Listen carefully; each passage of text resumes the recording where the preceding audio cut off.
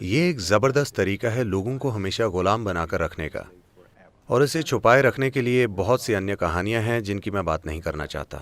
एक ज़बरदस्त तरीका पूरी आबादी को कंट्रोल करने का, जो लंबे समय से सफलता से किया गया है।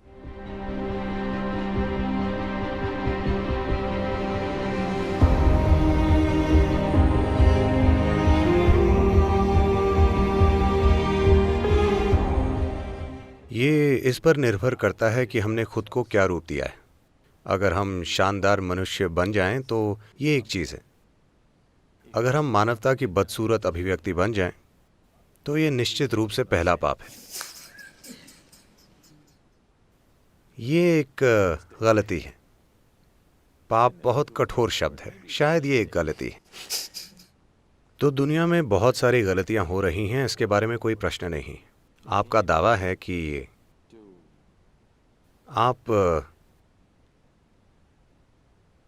सराहना या पूजा करते हैं उनकी जिन्हें सृष्टा कहा जाता है, लेकिन आपको सृष्टि से बहुत बड़ी समस्या है। अगर आप सृष्टि की सराहना नहीं करते तो आपको सृष्टा की पूजा क्यों करनी चाहिए? वो जिन्होंने इतना बुरा काम किया, ये बनाया कि आपके पैदा होने का भी एक ही तरीका है, पाप के द्वारा। मुझे लगता है उन्हें दूर कर देना चाहिए। नहीं, ये एक जबरदस्त तरीका है लोगों को हमेशा गुलाम बनाकर रखने का। अगर आप उन्हें अपने शरीर की प्रक्रिया को भी स्वीकार नहीं करने देते हैं तो वो जीवन में किसी भी चीज को स्वीकार नहीं करेंगे।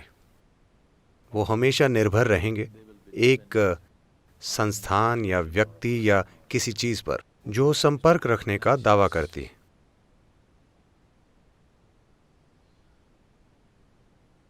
एक इटालियन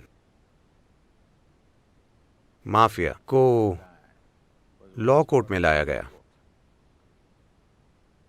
और वो हाथों में एक मोटा सिगार लिए अंदर आया। वो इस तरह से आया और बैठ गया जैसे कि वो मेहमान हो। जज ने उसकी अकड़ को देखा और पूछा, क्या आपके पास वकील है? उसने धुआं उड़ाते हुए कहा, नहीं, पर कुछ जज मेरे दोस्त हैं।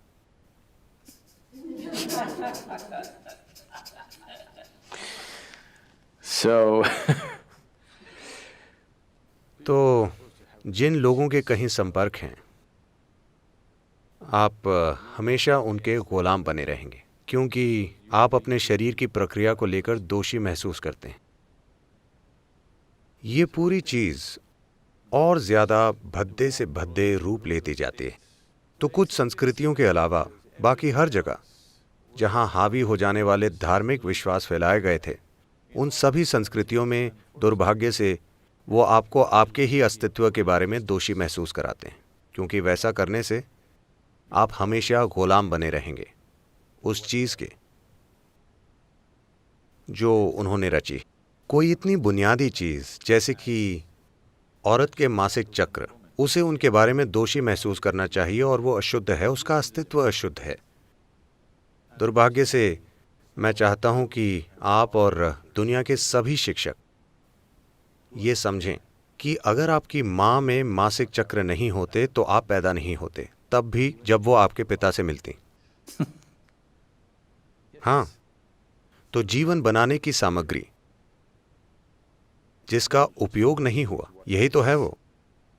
और अगर वो अशुद्ध है तो आपका जन्म भी अशुद्ध है। वो वैसे भी आपको यही बताने की कोशिश कर रहे हैं कि आपका जन्म अशुद्ध है, और इसे छुपाने के लिए बहुत सी अन्य कहानियां हैं जिनकी मैं बात नहीं करना चाहता।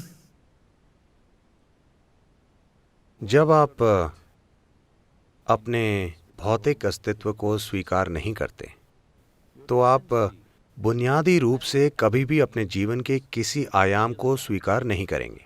यही आपको ढक देगा हमेशा के लिए।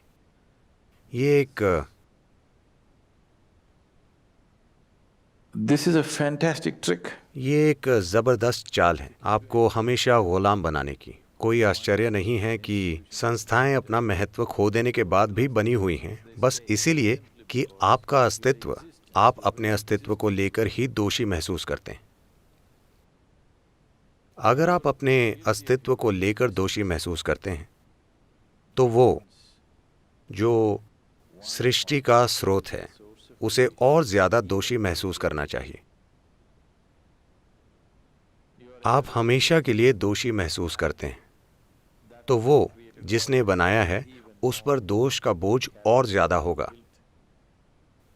दोष डालना और डराना ये आबादी को कंट्रोल करने के जबरदस्त तरीके रहे हैं। ये लंबे समय से सफलता से किया गया है। अब समय आ गया है इसे तोड़ दिया जाए।